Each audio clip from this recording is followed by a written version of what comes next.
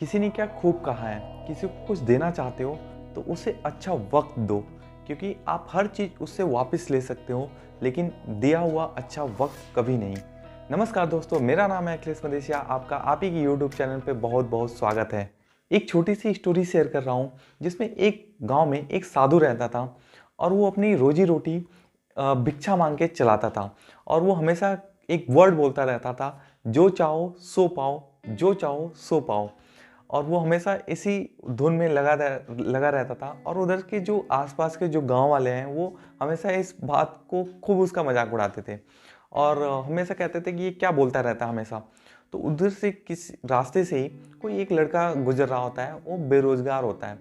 और वो जब उसके कानों में ये आवाज़ पहुंचती है, जो चाहो सो पाओ, तो वो उधर की ओर चला जाता है और साधु से पूछता है जाके कि हे साधु महाराज, प्रार्थना करता है कि आप ये जो बोल रहे हैं जो चाहो सो पाओ का मतलब क्या है, क्योंकि मुझे भी कुछ पाना है, मुझे भी कुछ बनना है।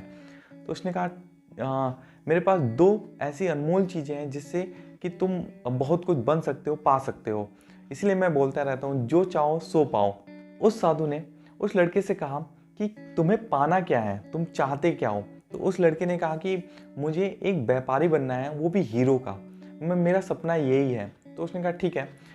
उसने पास बुलाया अपने और लड़के के दोनों हाथों पे अपना हाथ रखा और जो राइट हैंड साइड वाला हाथ में हाथ दिया और बोला कि ये जो मैं तुम्हें देने वाला हूँ, जो दे रहा हूँ, वो दुनिया का सबसे कीमती चीज़ है, जो कि हीरा है। ठीक है, और इसे हमेशा संभाल के रखना। ये है तुम्हारा समय, टाइम। ठीक है, और ये एक बार निकलने के बाद कभी वापस नहीं आएगा, इसीलिए हमेशा इसकी वैल्यू करना, इसकी कद्र करना और हमेशा इसको संभाल के रखना। और जो दूसरे हाथ में मैं तुम्हें दे रहा हूँ, ये है मोती। ठीक है, और ये दुनिया का सबसे सर्वश्रेष्ठ मोती है, ये है धैर्य की मोती। अगर तुम्हारे अगर कोई भी किसी भी परिस्थिति में इस धैर्य की मोती को अपने साथ बनाए रखोगे समय के साथ साथ, तो ये चीज़ें आप तुमको सफलता दिलाएंगी और किसी भी मुकाम पे पहुंच सकते हो।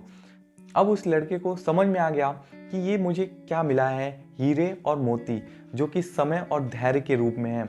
और वो लड़का वहाँ से आगे बढ़ गया उस साधु को प्रणाम करके और जाके एक व्यापारी हीरे के दुकान में काम करने लगा। और वहाँ से धीरे धीरे वो सीखता गया, उसकी सारी बिजनेस को सीख लिया और अपना खुद का बिजनेस उसने डेवलप कर लिया और वहाँ से वो बड़ा आदमी बन गया।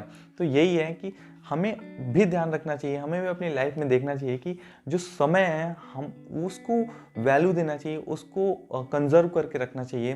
कहीं ना कहीं हम खाली खाली बैठने से अच्छा है कि कोई ना कोई काम किया जाए और उसको वैल्यू दिया जाए उस समय को, जिससे कि हमारा भी ग्रोथ हो। और दूसरी चीज़ है धैर्य।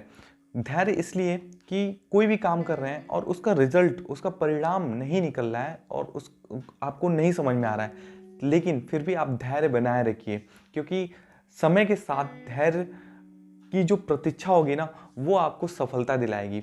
और इसी के साथ ये स्टोरी अगर जरा भी आपको शिक्षा दे रही हो, तो इस स्टोरी को लाइक कीजिए, शेयर कीजिए फ्रेंड और फैमिली के साथ। मेरे इस चैनल को सब्सक्राइब कीजिए। Thank you so much.